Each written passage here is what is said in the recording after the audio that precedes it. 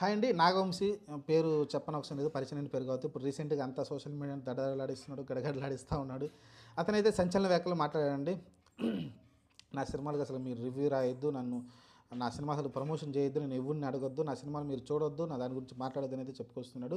ఎవరైతే రివ్యూస్ తప్పు రాస్తున్నారో, లేకుంటే కలెక్షన్ గురించి ఫేక్ కలెక్షన్లు చెప్తున్నారో, ఎంత వచ్చిందా అంత వచ్చింది, ఎందుకంటే 4 రోజులకి 69 కోట్ల గ్రాస్ ఏదో వచ్చినట్టయితే అతనైతే పోస్టర్ అయితే రిలీజ్ చేసినట్టున్నారు. దానిపైన అయితే చాలామంది సోషల్ మీడియా సంబంధించిన యూట్యూబర్స్ కావచ్చు, వాళ్ళందరూ కూడా తన మీద లేదు అంత వచ్చిందా, ఈ సినిమాకి ఎంత వచ్చిందా, తప్పుడు కలెక్షన్లో ఫేక్ కలెక్షన్ రాస్తున్నాడు, అంతకుముందు దేవరాకు కూడా ఇలానే ఫేక్ కలెక్షన్లు ఇచ్చాడని అయితే కొంచెం నెగిటివ్ అయితే ప్రచారం చేస్తున్నారు. వాటిపైన అయితే ఆయన అయితే విరుచుకుపడ్డాడండి. నా సినిమాలు అసలు రివ్యూ రాయొద్దు, మీరు ఏం చేయొద్దు, నేను ఎవరిని అడగట్లేదు, నేను అనేది గట్టిగానే స్పందించాడు.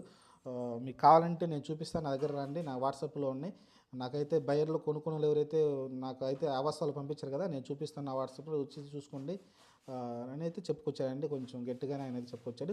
సరే, ఇంకా చాలా విషయాలు కొంచెం మాట్లాడుకొని వచ్చాడు రివ్యూల వల్ల అది ఇది అని. సరే, ఏదైనప్పటికండి ఒకటి క్లారిటీ ఉంది. ఈయన వాగుతూనే ఉంటాడు, మళ్ళీ ఈయన మళ్ళీ అదే యూట్యూబ్ దగ్గరికి వెళ్ళి ఇంటర్వ్యూ ఇస్తూ ఉంటాడు సినిమాలకు వచ్చే ముందు. సరే, యూట్యూబర్లు వెళ్ళి అడుగుతుంటారు, ఆయన వచ్చి ఇంటర్వ్యూ ఇస్తూ ఉంటాడు, అన్నీ జరిగిపోతూ ఉంటాయి. సరే, ఏదేమన్నప్పటికైతే దానిపైన అయితే రివ్యూస్ కొన్ని మంచి పాజిటివ్ పడ్డాయి, కొన్ని నెగిటివ్ పడ్డాయి. ఆ కలెక్షన్ విషయంలో ఫేక్ కలెక్షన్ కొంతమంది చెప్పుకొస్తున్నారు, కొంతమంది ఉంటారు వాళ్ళ వ్యూస్ కోసం అది, కొంతమంది అలా వెళ్ళిపోతుంటారు, దాన్ని మనం ఏం మార్చలేము, చేయలేము.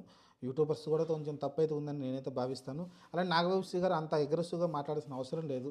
సినిమా హిట్ అయింది సైలెంట్గా, సరే ఆయన ఏదో సక్సెస్ మీట్ చేసుకుని వెళ్ళిపోతే బాగుంటుంది.